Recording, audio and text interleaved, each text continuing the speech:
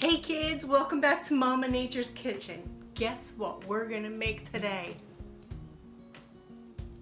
Cherry turnovers, yay! Mama Nature here.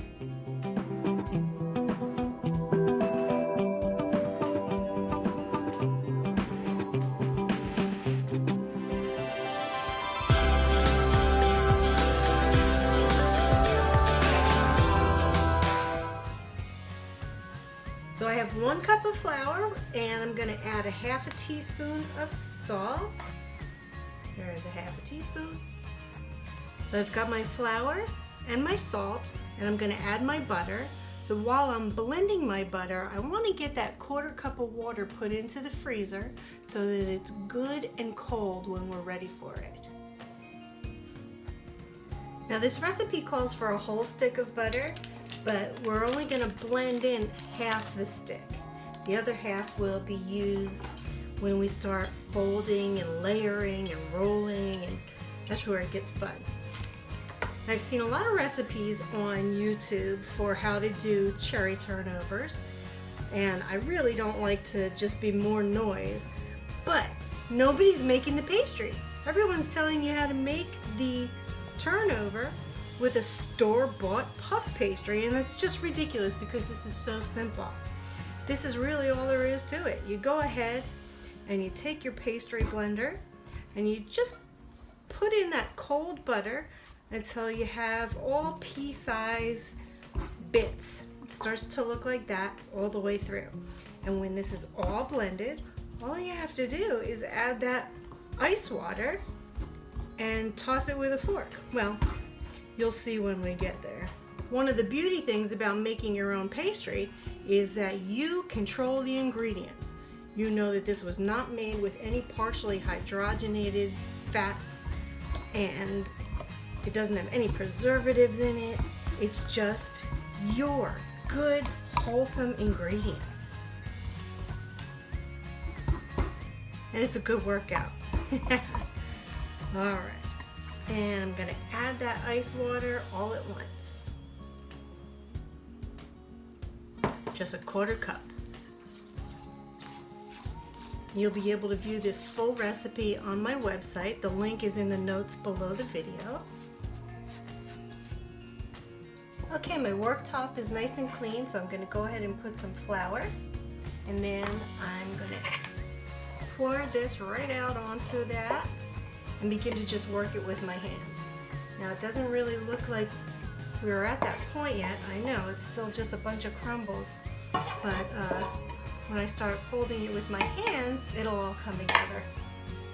Okay, my hands are also nice and clean and dry, and I'm just going to start to push it together.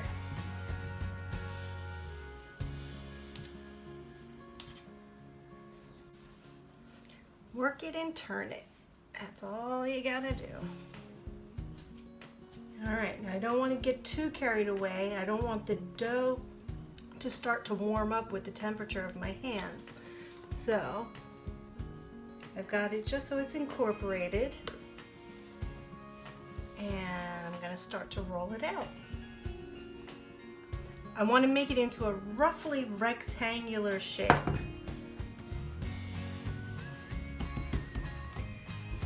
Because at the end it's going to be a big square that we're going to cut into smaller squares. So we kind of want to keep it in that shape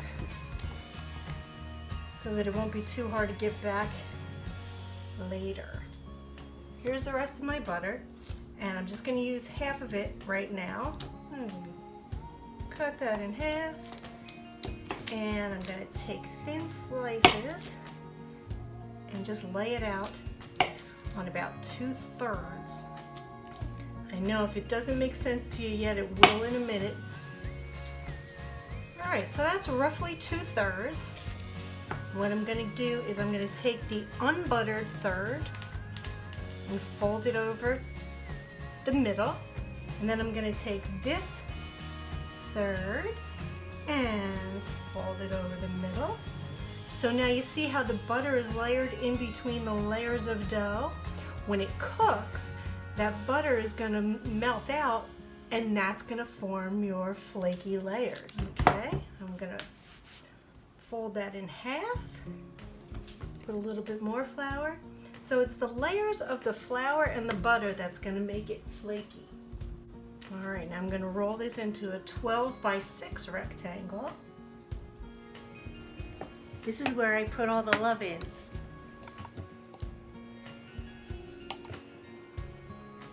That's pretty close. Doesn't have to be perfect yet. Now we're going to repeat that process with the butter layering one more time. We want to try and keep this about 1/2 inch from the inside edge. Now we're going to do that folding again.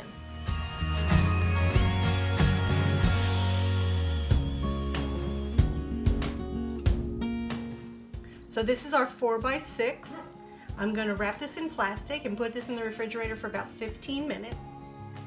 The 15 minutes has elapsed, so I'm going to go ahead and roll this out into a nice 10 by 10 inch square. I was going to say rectangle. That ain't right. I went to kindergarten. All right. So first let's try and make it into a square. The funny thing is, I mean, yes, this does take a little bit more time than if you were to just get the puff pastry from the supermarket, but this really is where you put all the love in. This is how you do it. This is how Grandma used to do it. And now this is how your children and your grandchildren will remember you doing it. All right, that's roughly a 10 by 10 square. Now what we want to do is fold it in half. More flour here. And then we're going to fold it in half once more. And now we refrigerate it wrapped for an hour. Now it's time to make the cherry filling. I got some nice fresh cherries from my neighbors, and we're going to use those. Once the cherries are all sliced and put in the pan, you're just going to let them cook until they begin to release their juices.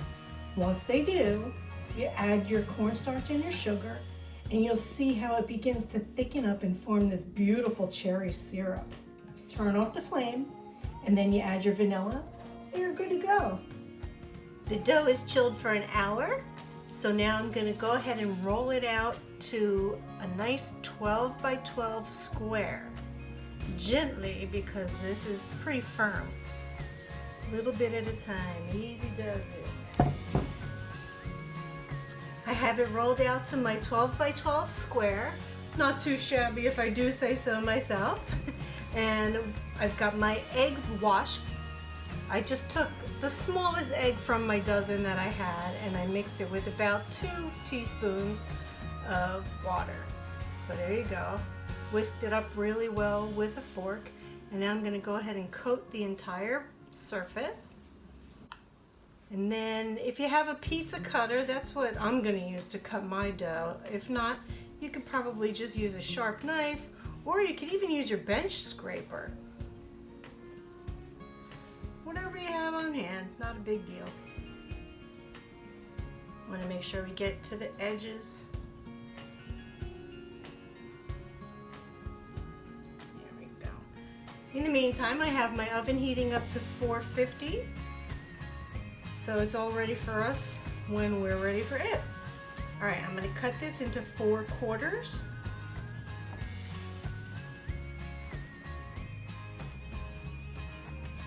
Pretty good. Now I'm going to start spooning some of my filling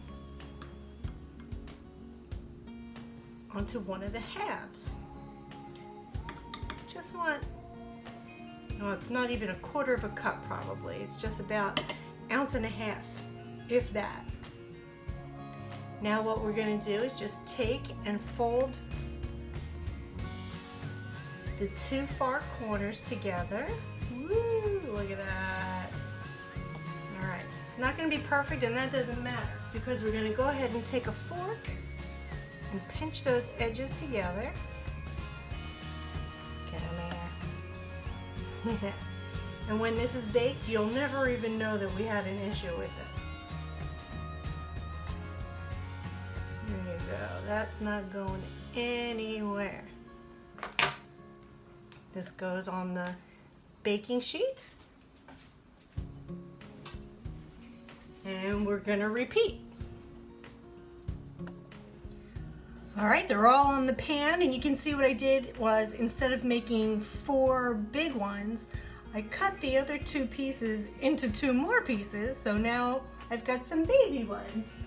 I've actually never tried this before, so this should be interesting. Now I'm gonna take a sharp knife and just cut a couple of holes, a couple slits rather, so the steam can escape. Okay.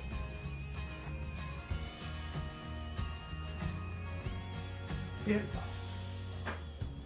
And I'm going to go back again with that egg wash and just go across the top.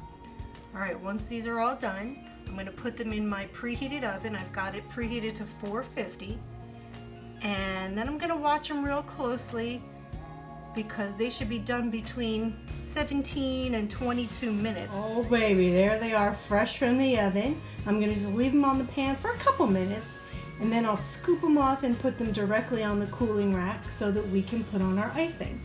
Our icing is just a 1/4 cup of the confectioner's sugar, the powdered sugar, and a teaspoon of milk or water, whatever you prefer. I always do it with milk. Now you can see, because you made this dough yourself, or I made this dough myself, you can see how flaky the pastry is. I mean, it really is spot on perfection. So I'm not going to use any special tools really to do the icing. I'm just going to take a teaspoon and go ahead and drizzle it across, just like that.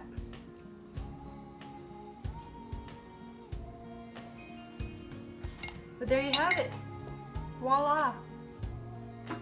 So if you enjoyed this video and you'd like to see more like this, please go ahead and subscribe below, and make sure you click on that little bell icon so that you'll get a notification the next time I put up some new recipe or meditation or what have you.